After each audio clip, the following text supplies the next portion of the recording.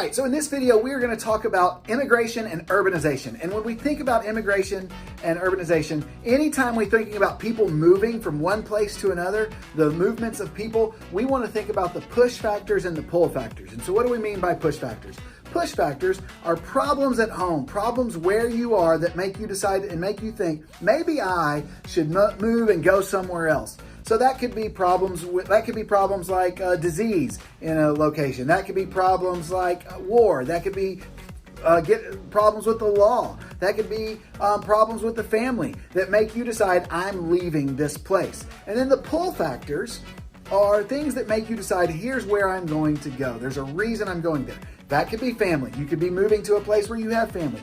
You could be pulled to a place because of a job. You could be pulled to a place just because of the general opportunities available in that place. You could be pulled to a place because you think that place has greater freedom than where you are right now. Those are all things that might pull you. And then those pull factors and even the push factors are often very personal in some cases. They speak to exactly what it is that you are facing and going through and your opportunities that you might have in going to another place. So let's talk about the Germans and the Irish. Those are the two groups we're really going to focus on. There were many other people from many other places moving, but those are the two largest groups. So if we look at from 1820 to 1880, we've got about 3 million Germans that are moving to the United States at this time, and the Irish just under that at about 2.8 million. If we look at the Irish from 1820 to 1860, they're about a third of all immigrants to the United States at that time. And so this is a huge groups of people that are moving and changing kind of the landscape of where they're leaving and where they're coming. They're impacting the culture by leaving one place, and they're impacting the culture and bringing their culture with them to the new place, which in this case is the United States. And we are richer for that culture that they've brought with them. So one of the big things to think about and recognize with the Germans is there was a lot of war. So we think of Germany as this nation of Germany, but at that time it was many different regions and many different smaller nations, and they were ruled by different people. And so, but there was a lot of fighting within this time. And so during the German revolutions of 1848, we see a large group leave Germany at this time in particular. For the Irish, it's right around the same time. So just a little bit before that, in 1845, is the beginning of what was called the Great Hunger and the potato famine and the potato blight that takes over Ireland from 1845 and really don't pull out of it until like 1852 or so. And so it's a tough time in Ireland. There's people that are starving. And the main food source is potato, and there's disease that's wiping out those crops. And those crops in particular were used by the poor in Ireland. There was other crops that were being grown, but based on some of the laws, and it was pretty bad what's going on in Great Britain at this time, is that these laws are actually not helping and actually hurting the Irish during this awful time in Ireland. This video is not going to get into all those details. You can certainly find out more about it on the World Wide Web. Now, so we've got these two big groups that are moving to the United States. We see why. We see the problems they're facing. That's the push. That's what's wrong with them, their location, what's pushed them away from Germany or Ireland. Why'd they come here? Well, new opportunities.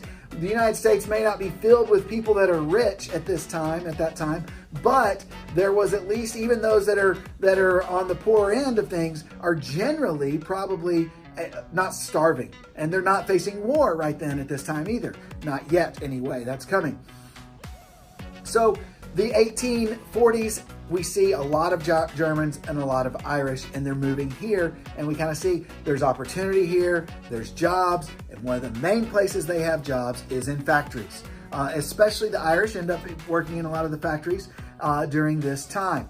And so, and then that leads to urbanization, because where's the first place many of the people are landing? They're going to be in cities like New York City. And so many cases, they may stay there.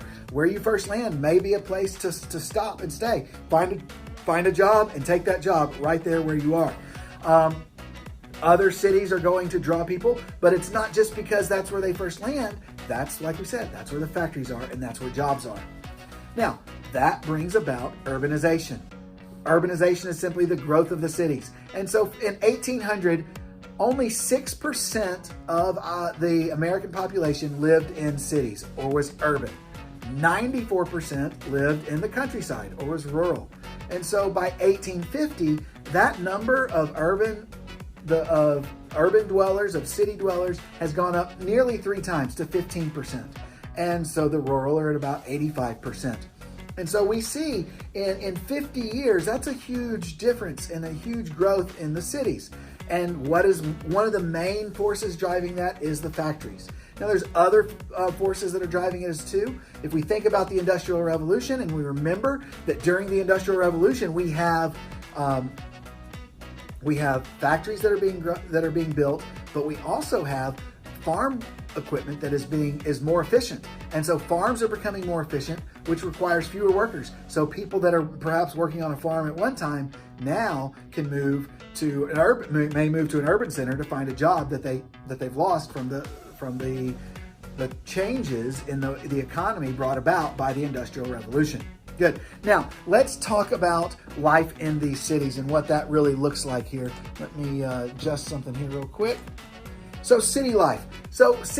We've got, what is it like in these cities and why would people move there? Well, we talked about jobs. They're moving there for jobs. But with that, there's a lot of people moving to these cities and the infrastructure is not really there. And so a lot of the buildings that are being built quickly, well, buildings that you're building quickly are often wood. But it's a mixture. You've got wood buildings and brick buildings, both going up, both being built in these cities. Animals are roaming freely. You've got a lack of sewer. And so the sanitation in cities was a big problem, which leads to lots of diseases like cholera and yellow fever. And so you've got these problems in cities. Fires, a fire breaks out in a city, it can be devastating, especially when you've got so many wood buildings. But what's the positive? Well, we already talked about the factories and the jobs. There's more jobs. There's steady wages. Farm work is kind of seasonal, and so you may have work some of the time, but not other parts of the time. And so this steady work is going to provide you with some stability and a known income, and that's helpful. People don't like to not know where their income is coming from.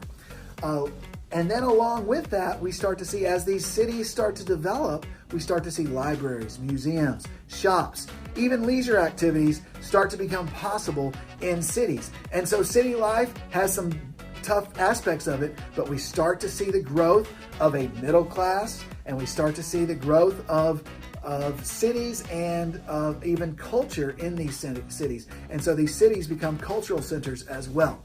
So that is immigration and urbanization in the early 1800s of the United States. Thank y'all.